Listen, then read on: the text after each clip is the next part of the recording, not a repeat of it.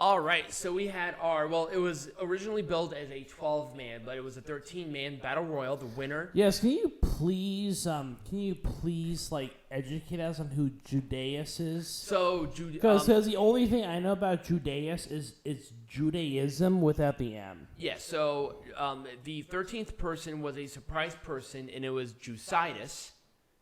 And what it was, who this person was... No, it's Judas. Judas. So who this was, I'm not sure if anybody knew who Gunner and Murphy were. They were security for, I believe, the main event. No, they were security for the Immortal faction in TNA like 10 years ago. This was Murphy. Who was he in Lucha Underground? I don't know.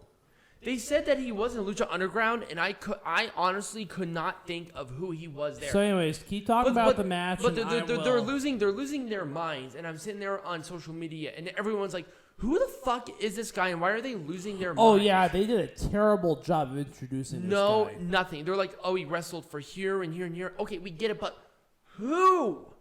Who did he wrestle under? It's fine to name drop it if that was that. Right. It's fine. Like, you're not going to run into any legal issues if you say, okay, it was formerly known as. You can do that. Right. Anyway, it was stupid. He looked totally nondescript. He looked like a default wrestler that 12-year-old Tiger Hype made in SmackDown vs. Raw 2007. Like, he was Oh, my God. What a great game. He was fucking generic. And then they won. He won. He last eliminated JTG, who was awesome in this match. Is Jade the God? Yes, and this was I like the Battle Royal, but I did not like that you can go through any ropes to be eliminated. Right. I thought that Judas, or whatever the fuck his stupid ass name was, he was the wrong choice to win this because they did not introduce this person correctly. It was just bad. So here it is. Mikhail Judas. His real name is Michael Cole, which is interesting. Just generic and stupid. And he wrestled under the name Murphy. Mm-hmm. He was in the NWA Wild Side from 2002 to 2011. Okay, so he was in the NWA before, so that's why they were like name dropping him. TNA as well, which we as all know Murphy. As Murphy. Mm-hmm. But yes, his actual name is Michael Cole. Who was he in Lucha Underground? Let me take a look. Because that was a name that they did drop, and I was curious on who that was. Because maybe that'll give people more context, because Murphy was very, like, nondescript. Right. He was very generic. It's really hard to describe him. Like, I mean, he's taller. I don't know. Let's look at the ring name. So he was Mikhail Adrian, Mikhail Judas, and Murphy. Those were the only three. Maybe he was like something very briefly in a thing of Lucha Underground. Whatever it was. There's no way that he was a prominent figure. No. Anyway, he was not a prominent figure. This 12-man Battle Royal is to determine the next number one contender for the national champion. Mm-hmm. I guess of any champion, that's fine, but I still feel like it should have been JTG. Yeah. You know, it is what it is. Whatever. All right, so we're going to make Pro Wrestling Majestic again. So we're going to start off with the NWA World Tag Team Champions that happened tonight. Here's my thing. My ass hurts. I know. Mine does too. I did like this change, but I really wanted to see a Kratos-Stevens breakup. That's what I would have done. Because then you give these two... Well, right, but I think that will play out on Power, so don't worry about it. But the problem is that you're on this big stage and you have all these people. You can get up and take a stretch if you want. I adjusted. I think maybe you should adjust. Ow. Oh, God, my ass hurts so bad. Mine does too. With this one, honestly, I wouldn't have done a damn thing different. It was a good Brawl match. and the Lou, absolutely nothing. Also, once again, especially with what we talked about with this match. Right. You had Crimson, who lost the match, in a rivalry with Jax Dane. Exactly. And that's going to be sweet. Thom Latimer was strictly business, so he's going to be fine. And with Tim Storm, he's kind of winding down his career, but he still did a great job. Yeah. And I think it was a really good feel-good moment, especially for Tim Storm, who tried his best with the NWA, especially in a dark period, being the world champion at that time. Exactly. A really good send-off for him. I don't know if he's retired or not, by the way. Chris Adonis, James Storm. Here's... I'm not sure what I would do. Here's... I don't think I really could have done anything different. I wouldn't change a thing. Exactly. It was fine. For what it was fine. Well, now, could they have done a clean match? Yes, they could have. They should have. No. Here's my thing. The match itself, once again, was fine up until the finish. Then the finish was awesome because that kind of like weird sloppy pin whatever thing, it forwards a rivalry. Right. James Storm is clearly not in the picture of the NWA World Heavyweight Champion right now.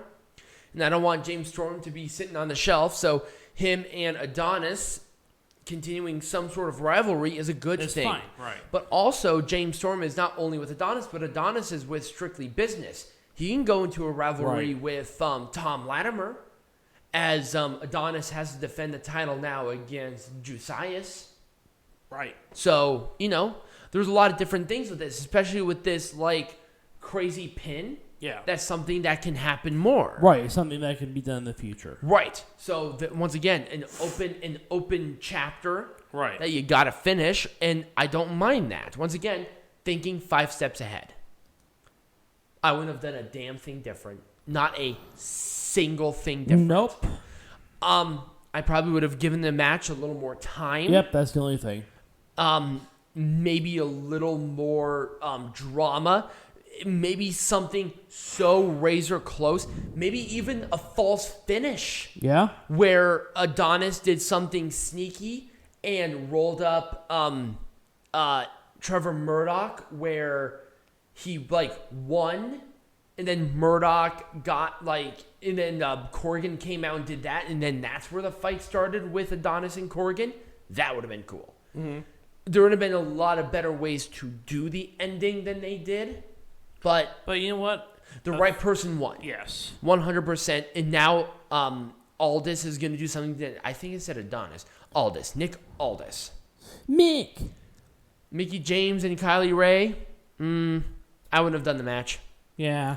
I feel like this match was totally useless. It was useless. You could have ignored it. I ignored it. And I felt fine. I should have ignored it, but I'm sorry. I don't like it when things are stupid, especially when it comes to a big pay-per-view. No. It doesn't make sense. Mickie James, if they were going to do this match, this should have happened on Empower. There was no reason for this at all. None. But the only thing that really saved this was the Deonna Purrazzo attack. Oh, yes. That is legitimately it. But, hindsight's 20/20. Mickie James maybe should have chosen a different opponent. A couple of other matches that should have happened that could have been better that I just didn't have pictures for. The 6-man tag, I would have totally put on something different, not this. Yeah, the 6-man tag was full of shit. It was full of shit. It was total garbage. I would have put that on this pay-per-view. I would have taken that time and separated it out into some better matches. Yep. Maybe that world title match could have been a 30-minute, awesome match. A 30-minute classic. Right. Time limit draw, 5 more minutes. Are you kidding me? Everybody in that building would have lost their damn minds. Right. That would have been sweet. Yeah. So, would have done something totally different than that. The Ric Flair segment, maybe drawn a little too much, but, it's Ric Flair. It's Ric Flair. I liked some of the little stories that they had. A lot of people really liked it, so great. The Kamille Chelsea Green match. I would have done a different contender, especially where they were. But Kamille winning was totally fine. It was fine. It was a right call overall. Yep. Let's go to Empower. Let's talk about the Women's Invitational Cup. I'm going to be totally honest. I'm putting my foot down on it. Tootie Lynn should have won. If you were going to want to build a star, especially where they were, even if she lost her women's title match, it would have been a much better story than Chelsea Green winning, who's already established. She didn't have to win this, but she did. Right. I probably wanted. That's what I would have done. I would have had the hometown girl win. Yeah. Face off, assign her to a full deal because she did really good. Mm-hmm. And well, I disagree with you on that. But okay, well, elaborate then. Well, I don't think she was that good. There was just... We didn't know anything about her until she fucking debuted. You want someone who can draw viewers, and Chelsea Green can draw viewership. I hate this was a strategic move on NWA's part to draw attention to the fact that Chelsea Green was on the pay-per-view. Not some noob. Here's my thing. Obviously, it was sold out both nights. Yeah. And people were not going to pay for the women's world title match on the 73rd. No. It was just there. Right. But with the pop that I saw from Lynn, with the family there would have been a really good story there. But here's the thing. Maybe, but I just didn't know who she was. I didn't really care. I guess. I probably would have chosen, I don't know. I would have done, Debbie Malenko or something instead of Chelsea Green. Somebody who's established and also, oh, my God, this is another big payday where we could have maybe told the story a little bit better there. Right. But, maybe they just didn't know how good Chelsea or how good Debbie was going to be. Maybe exceeded their expectations. I wouldn't have done anything different. This was awesome. Layla Hirsch was okay. I don't think she was ready for this. Layla Hirsch won a very high profile match to get this opportunity. And then, once again, you had Kamille on AEW doing that. And then I thought they had a good build-up, so honestly. And then also the match itself was very good. They needed Kamille to face somebody else outside of the roster because I think they're trying to build that roster back. Mm-hmm. So if Layla Hirsch had to be the quote-unquote sacrificial lamb for Empower, I think it was the right call. I wouldn't have done anything different. All right. Given that. Right. I wouldn't have done a damn thing different. Why the fuck would you? Not a single damn thing. And that's not because, we've been doing this for a while. Just because this match was awesome. Yeah. Especially with the attitudes. And also they built it really well. So they did. Especially on Impact. I love the attitudes. That made this match more than anything. Absolutely. Oh, women's tag. I wouldn't have done anything different. I thought they had a really nice mix of different teams. Yep. They had a really good pacing of everything involved in this. And I thought the right girls won. It really establishes a good precedent for the titles going forward. Especially for the NWA women's roster. It was NWA women who won. Right. And I'm excited to see where this goes. And at the end of the day, especially with an introduction with a new belt, that's what you want. Right. You want that excitement. We already talked about it. I wouldn't have done anything different regarding any of these. No. I know you don't want to talk about it, but the triple threat match. It has to be on the card somewhere. What would you? Oh, fuck this shit. Well, number one, this Diamante was the one that really made this horrible. I'm sorry. It was her and the ref. The ref was not good. I would have chosen a different ref. Yeah. And I would have done maybe a little gimmick here where Diamante may have attacked from behind and had a surprise. Right. Or maybe take somebody out of... Because who cares about Diamante? Right. Or take somebody out of the Women's Invitational Cup. Or maybe bring in somebody else from AEW. How about Thunder Rosa? Right. Have Thunder Rosa face these girls. That would have been a good match. Anybody else but Diamante. Diamante was out of place. She was sloppy. Yep. She's never been good. I would have rather had Ivelisse. Right. Ivelisse isn't even on the roster. I would have rather had her. Yeah. Or maybe Kira Hogan in this. She would have been fine. Kira Hogan was great during the show. But I mean, Kylie Ray, she's okay, but she cannot carry the match. No.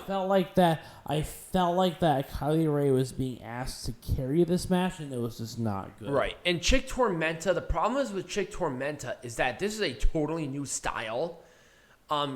Chick Tormenta was fine, but once again, it's a totally different style than what it is here in America. So she was not leading. Kylie Ray was leading. Right. I'm not sure if it's just because she's on and off, but it was just not her position. It just wasn't. Bring in somebody else for this instead of Diamante.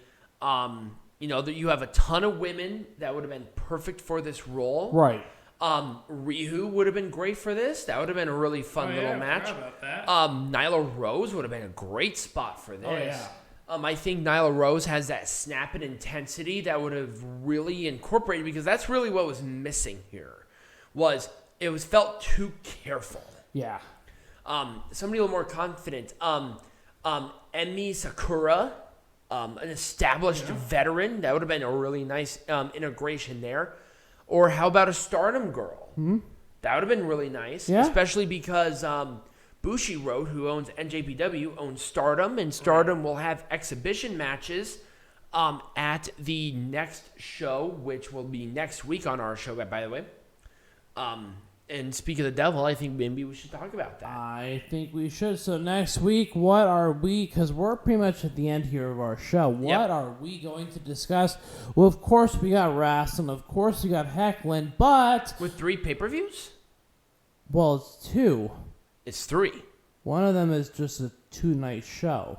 I don't consider that 3 pay-per-views. It's 3 pay-per-views. The 3 shows are 3 pay-per-views. They're not, but we'll do a shorter heckling and a shorter wrestling. Right. But I'd consider the NJPW show to be just one show. Right, depending on how many matches and how long they're going to be. Anyway, we have both nights of Wrestle Grand Slam. We got Grand Slam. We got AEW. It's just going to be a tremendous. It's going to be a great week, especially with following this. It's like, how are you going to compete with that? So I'm really excited. So if you did enjoy the video, remember to like this video, subscribe to the channel wherever you're listening this on, either on YouTube, Stitcher, podcasts, anywhere you're watching it. Go ahead and do that. Share it with your friends and become a patron where you can get cool exclusive stuff. And we're going to be releasing merch here soon, hopefully at some point in time until I can get to it. But as always, be majestic.